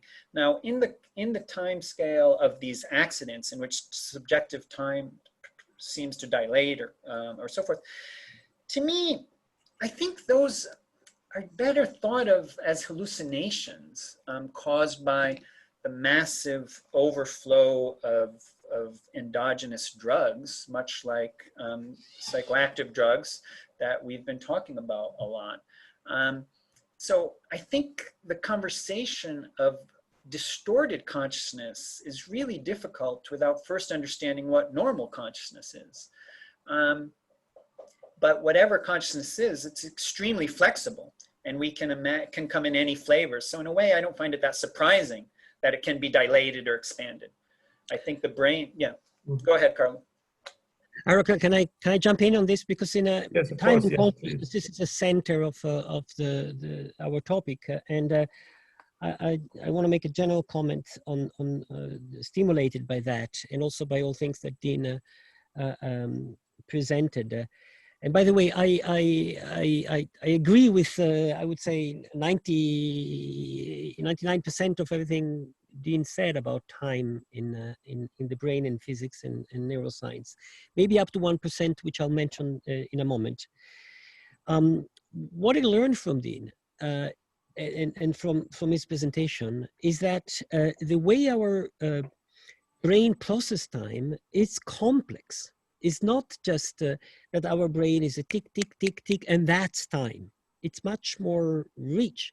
There is a reconstruction, there is a use of memory, there is a complex sense of time flow generated by various processes in the brain. There is mental time traveling, there is memory, there is a constant calculation of what's going to happen next, and comparing what is coming in, and so on and so forth. There's all these complications. And I think we always make one mistake over and over again in thinking about time in general, and in thinking about time and consciousness in particular. The idea that time is a single thing flowing, and very clearly unique with all its properties. It's not the case. Time is a complicated, layered set of ideas, processes, things that happen. We are not directly aware of physical time in a sense, but as Dean very correctly says, it doesn't mean that time is produced by our brain, because I have a clock and this clock is measuring time. It's just ticketing is out there. And time orientation is out there because things happen in the world which has nothing to do with our brain and are oriented. So we're immersed in physical time. That's the time we interact with. But what we perceive as time, what we call as time, is a much more complicated things, because in a sense, a clock is the most ignorant thing of time of all. A clock doesn't know anything about time. The clock is completely ignorant. The clock is just there, and then is there, and then is there. What does a clock know where it was before? We knew where we were before. We know where the clock is going next. Why? Because we sort of embrace part of the past and past of the future through our mental processes that think about the past, think about the future, think about the present, and so on and so forth. So time is it's a complicated phenomenon because it's largely inside us and largely outside us, and the two things are not the same, are strongly connected, but have layered. This comes out a lot in Dean's presentation. There's one point in which this is 1% of disagreement between Dean and I, which we have already discussed various times in the past and we're still discussing, which at the end of his presentation, he says, yes, but the flow of time cannot be just in our mind, it's outside. And I agree with him. It's just that the flow of time means different things. There isn't a single, we have a strong intuition about the flow of time, but I also have a strong intuition about, my love for a person, about the beauty of the mountains. This is a strong single intuition, but obviously my love of a person is a very complicated thing. The beauty of the mountain is a very complicated thing. So I think that every time, and in the question we started from Stuart again comes in, we are trying to say, oh, well, wait a minute, I know where is the actual time coming from. It's just, the sequence of projection of the wave function we are dramatically oversimplifying a problem of the phenomenology of time and the physics of time, because the physics of time by itself is very layered. The macroscopic physics of time is different from the simple system physics of time, and so on. So I think we should all renounce the idea that there is a thing which is the flow of time and we have to go and grasp it. We don't have to go and grasp it. We have to make it apart, understand its various aspects, how they come together to the flowing world and to our complicated existent consciousness in time and existent time in our consciousness, the way we think about the world. Yeah, thank you. And I just wanted to inject the name of the person with the time crystal. That's Frank Wilczek. He proposed that in 2011 or 12. And as I said, Anirban will talk about that on Friday. The other point that I wanted to sort of amplify, if you want, is I thought that when Dean was talking about clocks running around, circular, periodic, and then Dean, you said, what you need is a counter.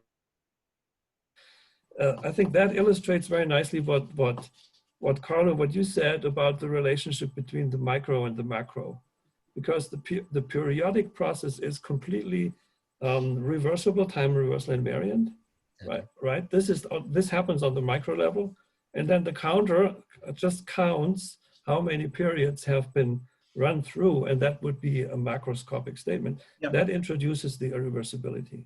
And it requires dissipation, introduce irreversibility. Exactly. Of course, yes, exactly, yes. Right. Yeah, okay, so what else do we have here? I think we're almost running out of questions. Maybe I can, Carlo, may I ask you one other issue? In your little calculation exercise at the beginning of your talk, what you did there was, of course, you were toying around with equilibrium thermodynamics notions, right? And of course, we know that everything that's living is out of equilibrium. So I understand that you just wanted to make things easy and not come up with too complicated arguments. But do you think how would you say, how difficult is it to generalize from the equilibrium situation that you addressed to the true situation in living beings, that they are all far from thermal equilibrium? Oh, thank you. Yeah, it's a great question. I think, and that's my work and a few papers in this direction, I think that perhaps we have overlooked an intermediate situation, which is between thermodynamics of equilibrium and non-equilibrium thermodynamics. And this, by the way, is a set of ideas that I got from the philosopher, especially from Reichenbach, who have written very interesting things about that, which I think should be taken more into account. The point is the following. If I have a system very far away from equilibrium, we do not understand thermodynamically it. We have some tentative theory of non-equilibrium thermodynamics that studies some particular situation. And of course, complicated the situation far away from equilibrium are hard to understand. And then there is equilibrium situation, but there is a space in between, which we do understand very well, which is the simple case in which you have two things at different temperature, and you put them in contact through some barrier, and then what happens? What happens is that slowly the energy flows from the hot to the cold, and this may take a very long time of thermalization.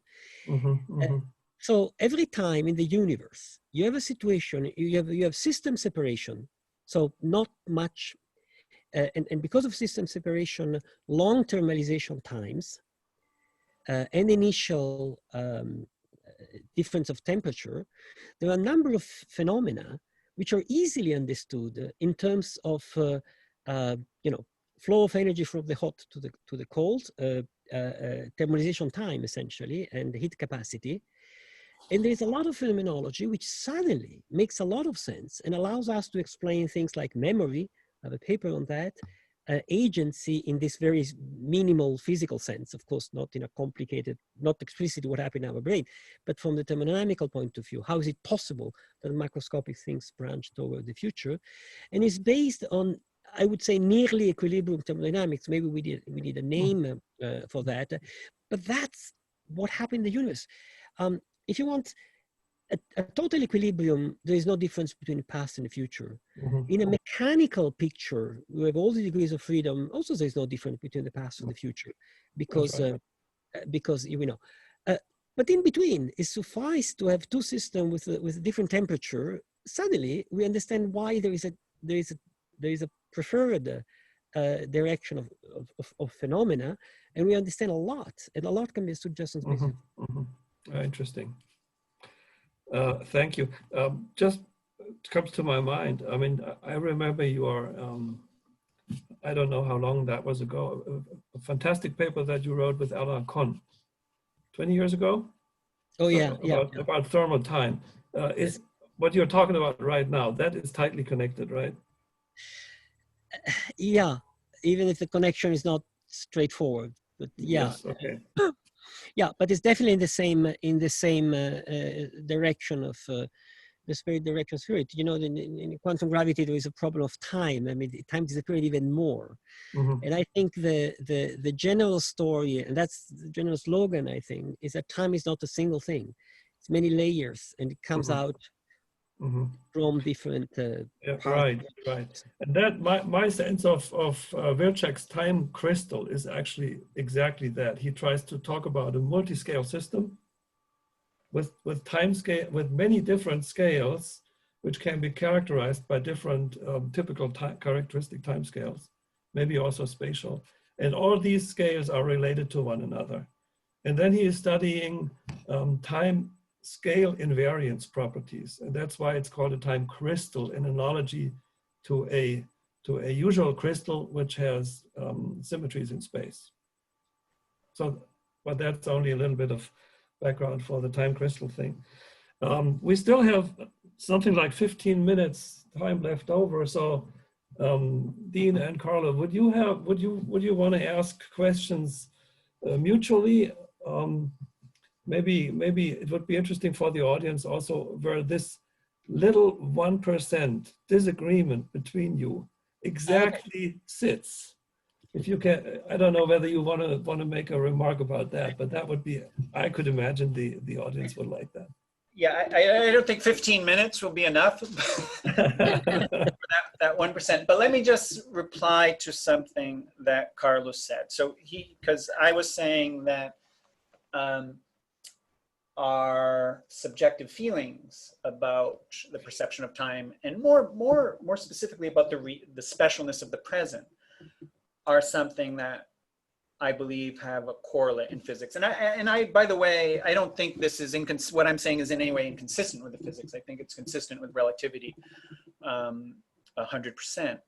But Carlo made a statement that many of our intuitions don't correspond to physical reality. And of course he's right. And it's not about corresponding. It's about correlating with physical reality to be adaptive. So he said, his feeling of love for a person, that of course doesn't have a correlate in physics, but it's an evolutionary adaptation that still allowed him, or allowed our ancestors, to better survive in a world still governed by the laws of physics.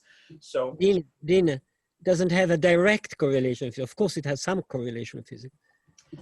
The bottom line is it has a net improvement in survival. If we want to call it direct or indirect, I don't know if I want to get into that discussion, what we call direct or indirect. But the bottom line is those behaviors, those emotions, and those conscious emotions, and it's really, granted, Carlo, it's incredibly indirect, right? Love is something incredibly indirect. It improves the bond. But the theory is that it improves the bond between a couple, parents, and that love enhances survival of the children. So you can call that indirect or not. But we have to be grounded in the fact that our conscious experiences, and I think there's a big gap here. When I hear people talk about consciousness, I rarely see people talk about it in the context of evolution. Why did it evolve? And I think it's really to sort of initially in terms of body awareness and to protect our bodies and pain and pleasure.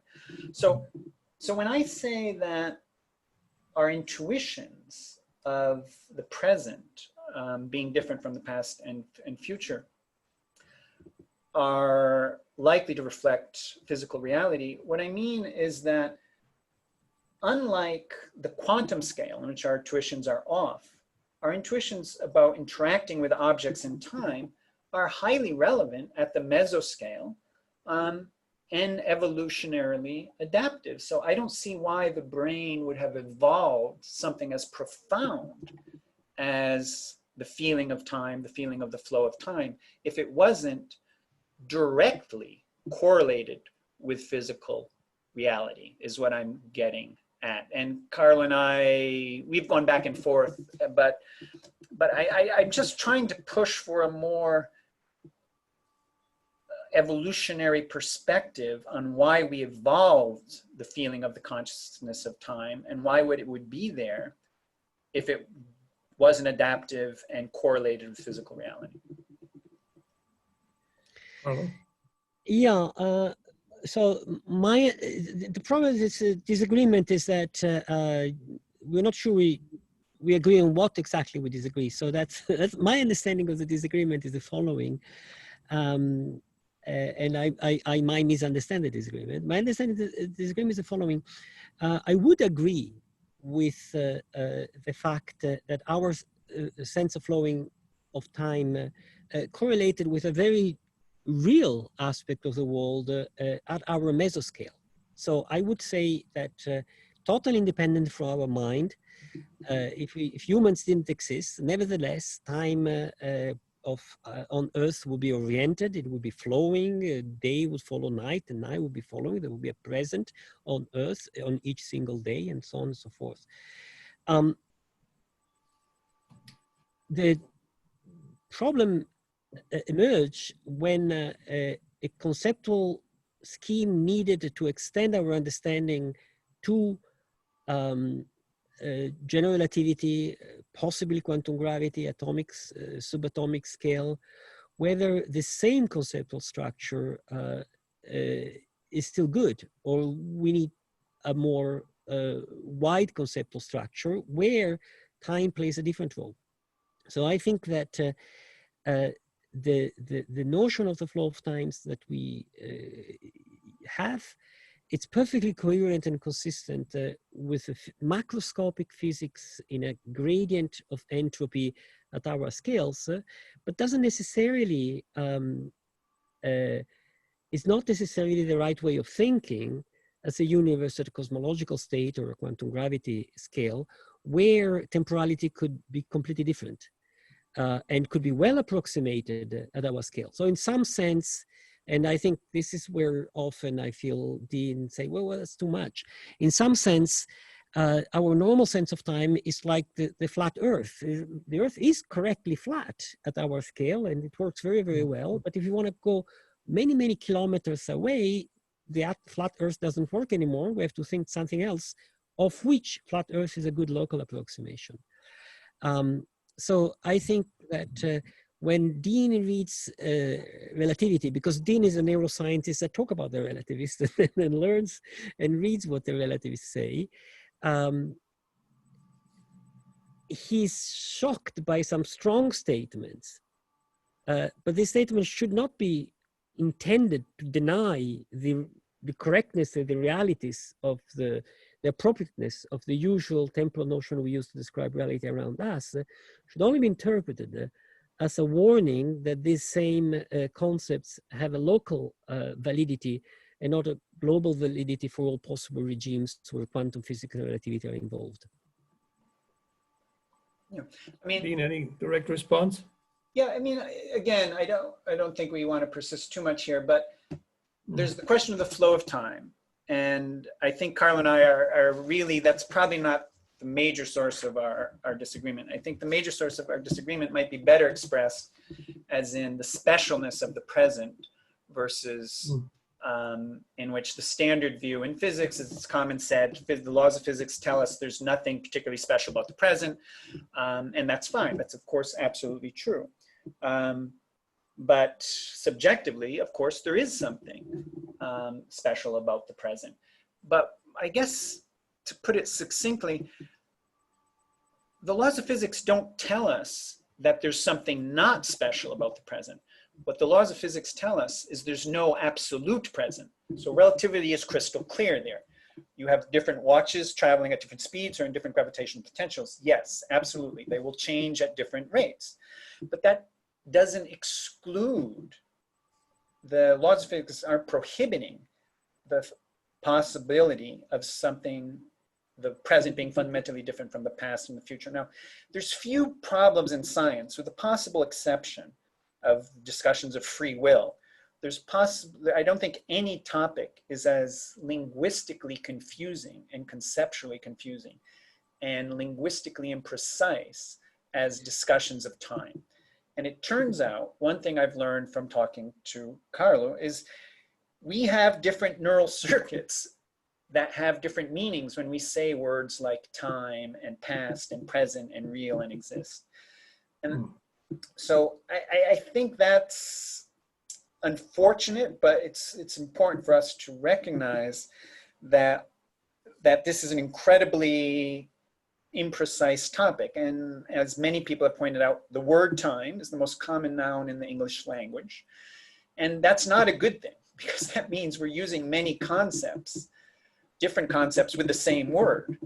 And that's part of the problem. So if you read some physicists and philosophers, they say things like, time is unreal. And sometimes that means exactly opposite things.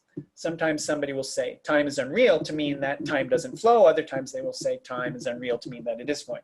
So this is all to say that I think we'll have to come back to this next year, and we still probably won't have solved it. But it's been a great, but it's been fun to talk about. Talking about the present, of course, in philosophy and also in psychology, philosophical psychology, there is a long tradition to talk about the present not simply being the meeting point of past and future, just point-wise, but having an extension, like Bergson's duration, or William James's vicious present, or Husserl protension and retention, and there are more. And this is something which definitely does not occur in the fundamental equations of physics. It somehow seems to be there, also empirically provable in our mental experience, let's say. And that's also something where, you know, it's, for me, this is one of the miracles really, which are not understood so far. So anyway, so there seems to be, I mean, even if it's only 1%, depending, of course, this depends on the scales that you use, right? Could be 10 too. There is a gap, which asks for further work. And I hope that the discussion today can also inspire people in the audience to contribute to this issue in the future. And maybe the three of us can do the same at some point. Thank you, Carlo. Thank you so much. Thank you, Dean. Thank you, Stuart, for organizing this. And thanks to the multimedia team to set this up so perfectly. And I think we close that session right now. Is that okay with you? Yep. Thank you. And thanks for everybody watching and for everybody listening, for all the questions. Thank you, Harold. Thanks, everybody. Thank you. Bye-bye.